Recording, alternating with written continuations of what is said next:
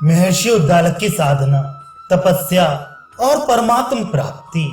श्री वशिष्ठ जी कहते हैं, रघुनंदन, उद्दालक मुनि अपनी विशाल एवं विशुद्ध बुद्धि से यूं निर्णय करके पद्मासन लगाकर बैठ गए।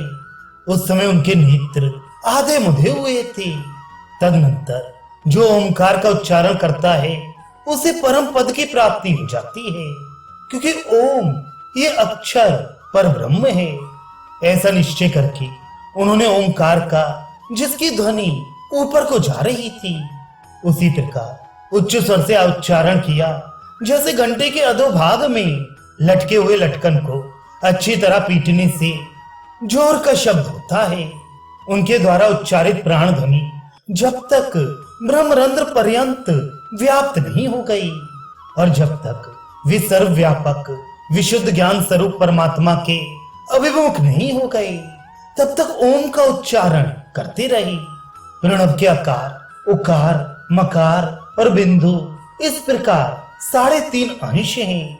उनमें से प्रथम अंश आकार के उच्च स्वर से उच्चारित होने पर जब शरीर के भीतर शब्द के गूंजने के कारण प्राण पूर्ण रूप से क्षुब्ध हो उठे, तब प्राण वायु को छोड़ने के क्रम में जिसे रेचक कहा जाता है, उसी प्रकार संपूर्ण शरीर को रिक्त कर दिया। जैसे महर्षि अगस्त्य ने सागर के जल को पीकर उसे खाली कर दिया था। तदनंतर प्रणव के द्वितीय अंश उकार के उच्चारण के समय ओमकार की समस्थिति होने पर प्राणों का निश्चल कुंभक नामक क्रम संपन्न हुआ। उस समय प्राण न बाहर थे, न भीतर, न अधोभाग में थे, न ऊर्ध्व भाग में और न दिशाओं में ही भ्रमण कर रही थी, बल्कि भली भांति स्तंभित किए गए जल की तरह पूर्णतः शांत थे। तदनंतर प्रणव के उपशांति प्रद तृतीयांश मकर के उच्चारण काल में प्राणवायु को भीतर ले जाने के कारण प्राणों का पूरक नामक क्रम घटित हुआ। इस तीसरे क्रम में प्राण जीवात्मा में भावना द्वारा भावित अमृत के मध्य में पहुंचकर हिम स्पर्श के समान सुंदर शीतलता को प्राप्त हो गए।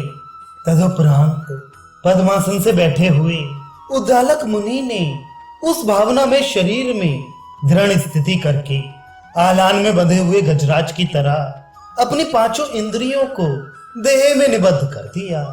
फिर वे निर्विकल्प समाधि के लिए तथा शरतकालीन निर्मल आकाश की तरह अपने स्वभाव को शुद्ध बनाने के हेतु प्रयत्न करने लगी।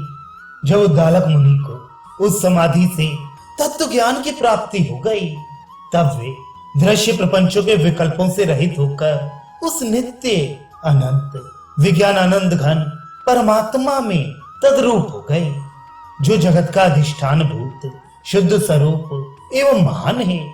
वे शरीर से पृथक होकर किसी अनिर्वचनीय स्थान को प्राप्त हो गए और नित्य सत्य सम चिन्मय स्वरूप होकर आनंद सागर परमात्मा में विलीन हो गए। उस समय वे वात रहित स्थान में रखे हुए दीपक की भांति कांतिमान चित्रलिखित के सदृश अटल मन वाले निस्तरंग समुद्र के समान गंभीर एवं बरसे हुए निर्जल बादल की तरह मूक हो गए। इस प्रकार जब इस महालोक स्वरूप पर ब्रह्म में स्थित हुए उद्दालक का बहुत सा समय व्यतीत हो गया, तब उन्होंने बहुसंख्यक आकाशचारी सिद्धों तथा देवताओं को भी देखा। तदनंतर जो इंद्र और सूर्य का पद प्रदान करने की सामर्थ्य रखती थी, ऐसी बहुत सी विचित्र सिद्धियां भी अप्सराओं से घिरी हुई वहां चारों ओर से आ पहुंची। परंतु उद्दालक मुनि ने उन सिद्धियों को बच्चों के खिलौनों की तरह समझकर उनका कुछ भी आदर नहीं किया, क्योंकि उनका मन क्षोभ रहित और बुद्धि गंभीर थी। इस प्रकार सिद्धि समूहों का अनादर करके वे 6 महीने तक उस आनंद मंदिर रूप समाधि में स्थित रहे। ठीक उसी तरह जैसे उत्तरायण के 6 मास तक सूर्य उत्तर दिशा की ओर रहते हैं, इतने समय तक उद्दालक मुनि को जीवन मुक्त पद की प्राप्ति हो गई। तब वहां उनके समीप सिद्धों का दल, देवताओं का समुदाय, साध्यगण, ब्रह्मा और शंकर आदि उपस्थित हुए। परमात्मा की प्राप्ति ही वह परम पद है वही परम शांत गति है, वही शाश्वत कल्याण स्वरूप मंगलमय पद है, जिसे वहां विश्राम करने का अवसर प्राप्त हो गया, उसे भ्रम पुनः बाधा नहीं पहुंचा सकता।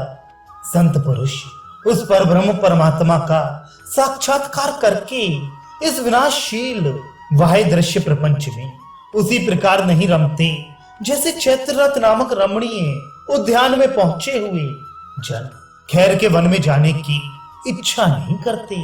उद्दालक मुनि ने सिद्धियों को दूर हटा दिया था। वे 6 मास तक समाधि में स्थित रहने के पश्चात जब पुनः समाधि से विरत होकर जागे, तब उन्हें अपने सम्मुख कुछ परम तेजस्विनी रमणियां दिख पड़ी, जो चंद्रबिंब के समान सुंदर शरीर वाली, स्नेहमयी और प्रणाम करने की लालसा से युक्त थीं।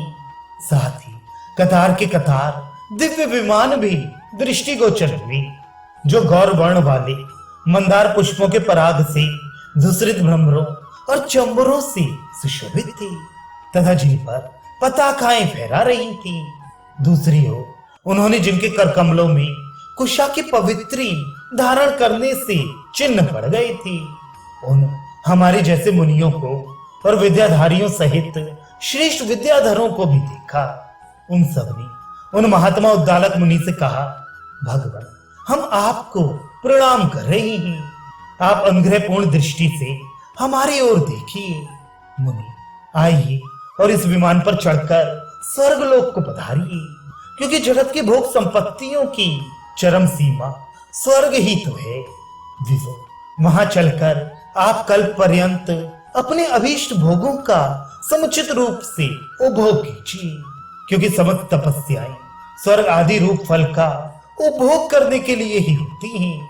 भगवान, ये विद्याधरों की ललनाएं हार और चंवर धारण किए आपके पास खड़ी हैं, इन पर दृष्टिपात कीजिए, क्योंकि धर्म और अर्थ का सार काम है तथा काम की सारभूत सुंदरी युवतियां हैं। जैसे मंजरियां वसंत ऋतु में ही उपलब्ध होती हैं, उसी तरह ये वरांगनाएं स्वर्ग में ही होती हैं।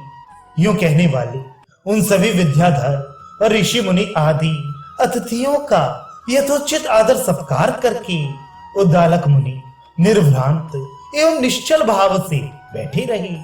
उनकी बुद्धि तो गंभीर थी ही, अतः उन्होंने ना तो उस विभूति का अभिनंदन किया और ना तिरस्कार ही किया, अर्थात उदासीन बने रहे तथा भो सिद्धगण, आप लोग जाइए, यो कहकर वे अपने समाधि रूप कार्य में संलग्न हो गए। तदनंतर सिद्धगण कुछ दिनों तक उद्दालक मुनि की, जो भोगों की आसक्ति से रहित और अपने धर्म में निरत थे, प्रणाम, स्तुति प्रशंसा आदि द्वारा उपासना करके अपने आप चले गए। तब जीवन मुक्त अवस्था को प्राप्त हुए मुनि स्वेच्छानुसार वन प्रांतों तथा मुनियों के आश्रमों में सुखपूर्वक विचरते रहे। उस समय से उद्दालक मुनि परम पद के प्राप्त होने पर पर्वतों की कंदराओं में ध्यान आदि लीलाएं करते हुए निवास करने लगे। ध्यानस्थ होने पर उनका कभी एक दिन में, कभी एक मास में, कभी एक वर्ष में और कभी कभी तो कई वर्षों में उस ध्यान समाधि से व्युत्थान होता था। उस समय से लेकर उद्दालक मुनि व्यवहार में तत्पर रहते हुए भी चिन्मय परमात्मा में एक ही भाव से स्थित होकर परम समाहित चित्त बने रहते थे। यूं चिन्मय परमात्म तत्व में एक ही भाव के दृढ़ अभ्यास से महान चिन्मय विज्ञानानंद घन परमात्मा को प्राप्त करके उन मुनि की सर्वत्र समदृष्टि हो गई। जैसे सूर्य का तेज भूतल पर सर्वत्र समभाव से पड़ता है, इस प्रकार समस्त विक्षेपों का उपशमन होने के कारण परम पद की प्राप्ति से उनका चित्त जब शांत हो गया, उनकी जन्म मरण रूपी फांसी कट गई और वे संशय तथा चंचलता से रहित हो गए। तब वे शरतकालीन आकाश के समान शांत, सर्वव्यापक, तेजस्वी प्रकाश में चित्त रहित विशुद्ध स्वरूप चिन्मय परमात्मा को प्राप्त हो गए।